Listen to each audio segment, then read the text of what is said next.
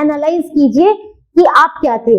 जब आप एनालाइज करने का पावर अपने अंदर ले आएंगे, तभी आप वो एनालाइज करने की बात को अपने बच्चों तक ट्रांसफर कर पाएंगे। हमारे साथ जो हुआ, जरूरी नहीं है कि नेक्स्ट जनरेशन को भी हम उसी पैटर्न पे हल में बांध लें और खींचना शुरू करें।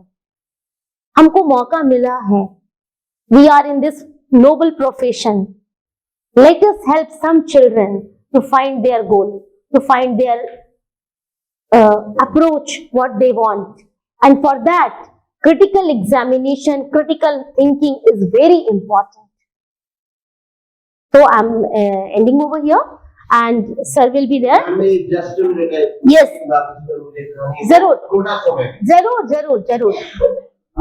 जरूर।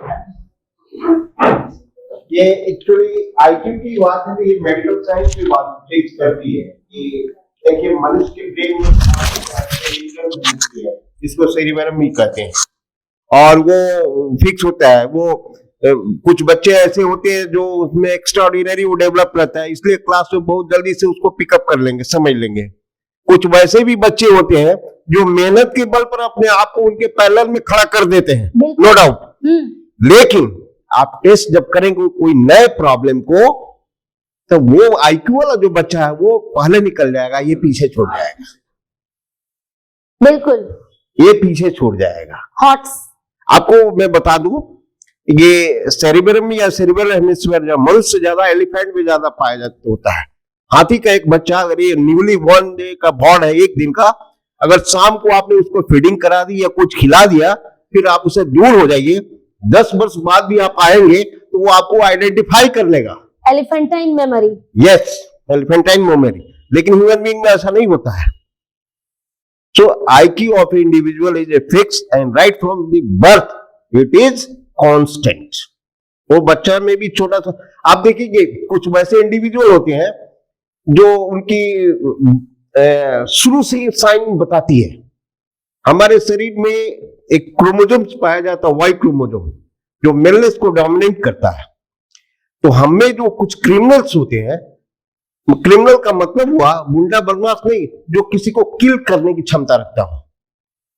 तो ऐसे बच्चे क्या होते हैं, हाई मेंटल स्ट्रेंथ। यस, ऐसे बच्चे क्या होते हैं कि जब भी वो उनकी माँ या घर में उनको लोग कोई बेड पर छोड़ कर रखा हुआ है, तब सबको बच्चे को रख देते हैं। तो ये लोग क्या है, दीवार के अगर यहाँ पर बेड है, तो अगर यहाँ पर कोई मक्खी चल रही तो उसको मारते हैं, दूसरा बच्चा नहीं मारेगा। तो सो करता है, कहते हैं मॉर्निंग शो द डेज।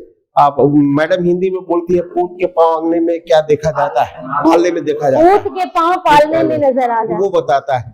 इसलिए आईक्यू फिक्स है, इसको कोई नहीं बदल सकता है।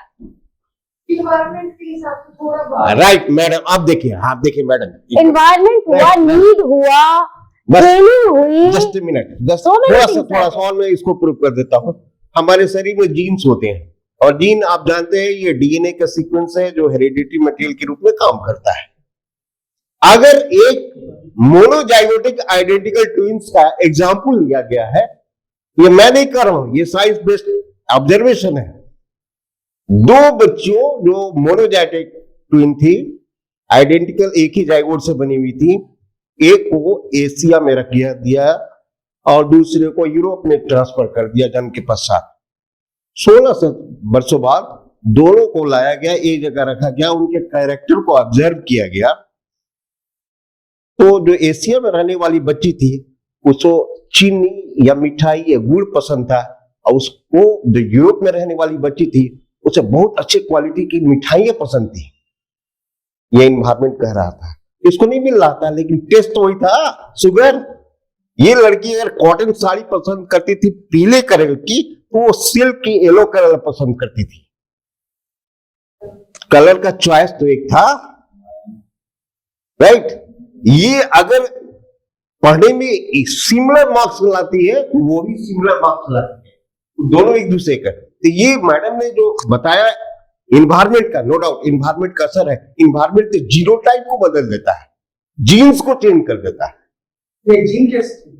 यस, होता है। नहीं मैं बता रहा हूं, लुक हियर, जीन को बदल। आप देखिए क्या, आज आपके सामने जिराफ लंबी गर्दन वाले होते हैं, genotype. No, no, that is another thing. Evolution is another sir सुनिए सर, एक मिनट, बहुत छोटा सा एग्जांपल देती हूँ, सबके लिए क्लियर हो जाएगा।